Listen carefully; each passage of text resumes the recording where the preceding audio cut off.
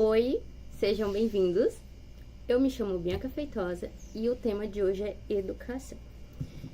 Hoje vamos falar sobre educação, tendo como base esse livrinho aqui, que de pequeno só tem o tamanho. O nome do livro é As Ferramentas Perdidas da Aprendizagem, escrito pela Dorothy Sayers, publicado pela editora Quirion, que é uma editora parceira.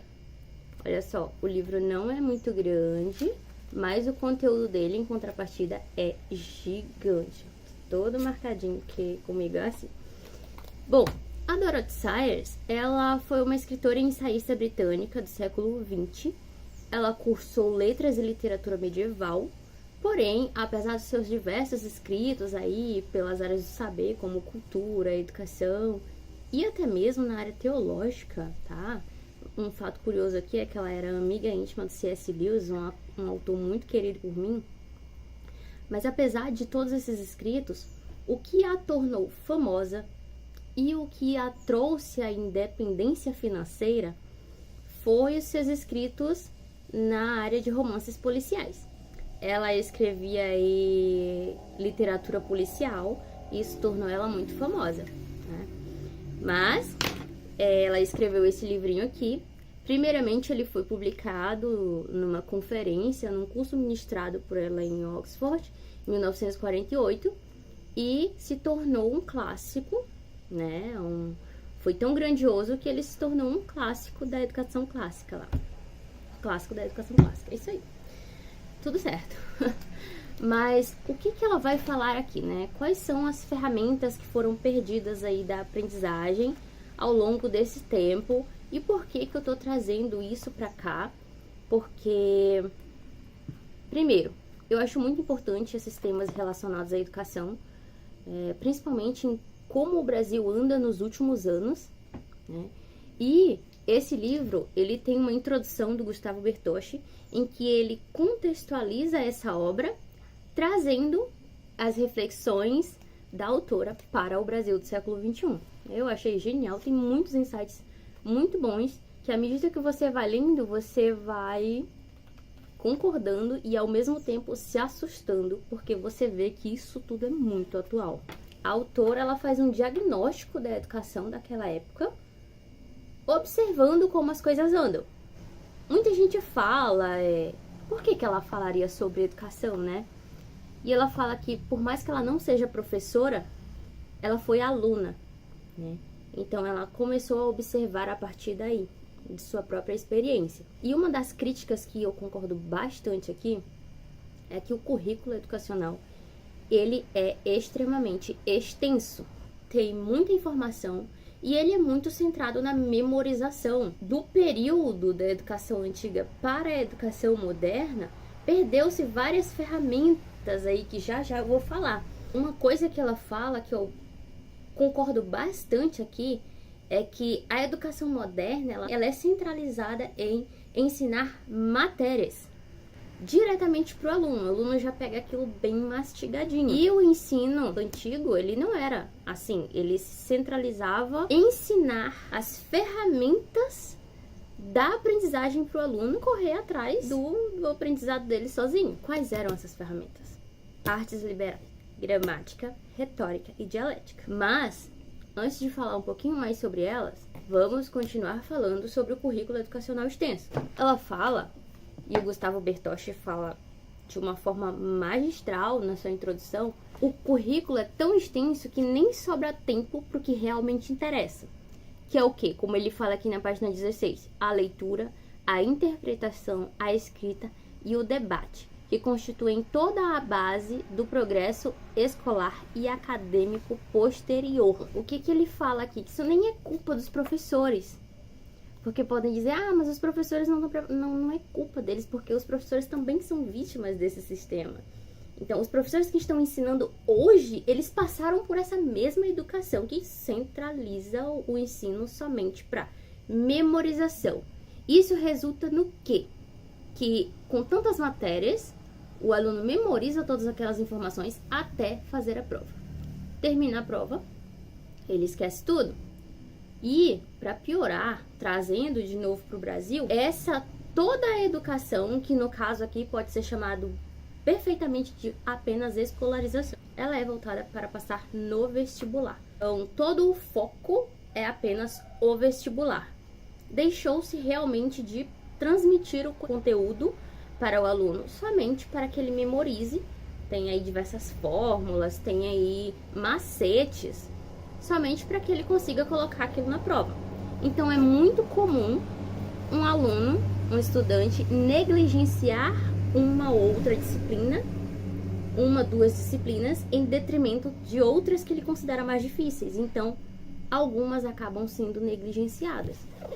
Nesse livro aqui, A Educação da Vontade, também da editora Kiron, do Jules Payot, logo no primeiro capítulo, ele fala uma coisa que é muito importante, eu acho muito importante que ele fala, que é que na página 29, a quantidade de trabalho é frequentemente nociva à qualidade. Aqui ele está se referindo ao trabalho intelectual. Aqui no ensino brasileiro, e já naquela época lá, em 1948 na Inglaterra, que é o contexto aqui que a Dorothy Sayers escreveu esse livro, aqui já se visava mais a quantidade de conteúdos passados do que a qualidade. Então, não adianta muito focar muito na quantidade e perder de vista a qualidade. Não adianta você dizer que leu 100 livros por ano, 300 livros por ano, se no outro ano você não vai lembrar o que leu de verdade e nem de um. Você não vai lembrar todo o conteúdo de um, dos 300. Então, a quantidade e a qualidade, elas não estão associadas no ensino brasileiro. Tem um trecho muito importante desse livro aqui, Ensaios sobre os Deuses Depressivos, da editora Vive, que ele fala que a educação na Grécia, ela era baseada em formar o homem para enfrentar a vida e enfrentar problemas, né? E hoje, o foco da educação é totalmente outro. É totalmente voltado para a quantidade, voltado para o vestibular. O foco da verdadeira educação, como diz Dorothy Sayers, deve ser ensinar o aluno a caminhar sozinho, fazer ele aprender a aprender. E é para isso que as ferramentas que ela defende, a gramática, a retórica e a dialética, que são as artes liberais, conhecida aí o Trivium, né? Por isso que elas são tão importantes, porque com o domínio dessas artes, com o domínio dessas habilidades, o aluno ele consegue pegar qualquer assunto que ele queira aprender, ele consegue aprender sozinho. Não se ensina as matérias, se ensina as ferramentas para que ele consiga chegar nas matérias sozinho. Esse deve ser o verdadeiro foco da educação para Dorothy Sayers. E como ela propõe o retorno dessas ferramentas para que haja uma melhora aí na educação? Ela propõe o retorno dessas ferramentas no ensino regular, aí conhecido como ensino fundamental e ensino médio, em 3 fases para as aplicações dessas 3 artes. A primeira fase é denominada a fase do papagaio por ela, e nessa fase ensina-se a gramática. Aproveita-se a boa memorização do estudante, aproveita-se a sua inclinação para aprender muitas coisas ao mesmo tempo, só que sem muitas explicações racionais, porque nesse momento a capacidade de raciocínio dele não está apurada. Então, não adianta você dar muitas explicações, porque ele não vai conseguir pegar essas explicações. Deixa-se essas explicações para um momento posterior, na próxima fase, que é a fase do atrevido, onde se ensina a dialética. Aqui, como a capacidade de raciocínio dele já vai aparecendo, por quê?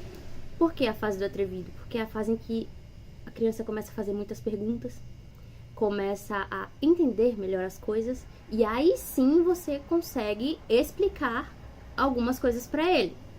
Como ele já tem um básico, um domínio da gramática, ele já tem memorizado algumas coisas importantes, agora ele começa a pegar explicações mais racionais.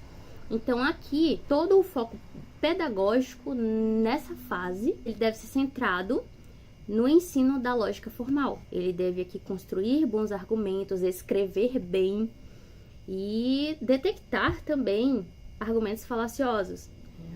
O ensino da lógica formal, a Dorothy Sayers diz que foi abandonado, né?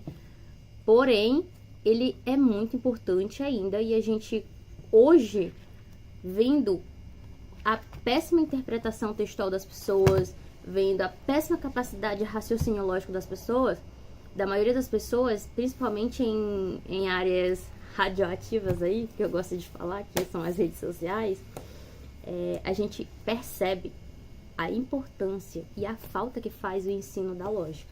Já aí, com um bom domínio da gramática e da dialética, né, que aí envolve a lógica formal também, passa-se a terceira fase. Nessa fase, ela denomina a fase do poeta, que seria aí a fase que se ensina a retórica. Nessa fase, o aluno ele começa a se expressar mais, seria aí mais ou menos o ensino médio, e ele começa a trilhar o seu caminho sozinho. Ela defende que aqui não deveria ter disciplinas obrigatórias. Foca-se muito em muitas coisas que, na verdade, o estudante pode nem utilizar e acaba não focando como seria bom ele focar em algo que ele realmente gosta para trabalhar isso profissionalmente, para trabalhar isso no seu futuro. Um exemplo disso é que muitos alunos do ensino médio não sabem sequer do que gostam, não fazem ideia do que fazer da vida, porque eles não tiveram uma base desde os seus anos iniciais do estudo e chegam muito perdidos no ensino médio, porque não sabem mesmo o que significa cada disciplina, o que significa cada curso que eles podem fazer na faculdade. Então é muito normal depois do vestibular, até quando ele chega na faculdade, ele chega totalmente perdido.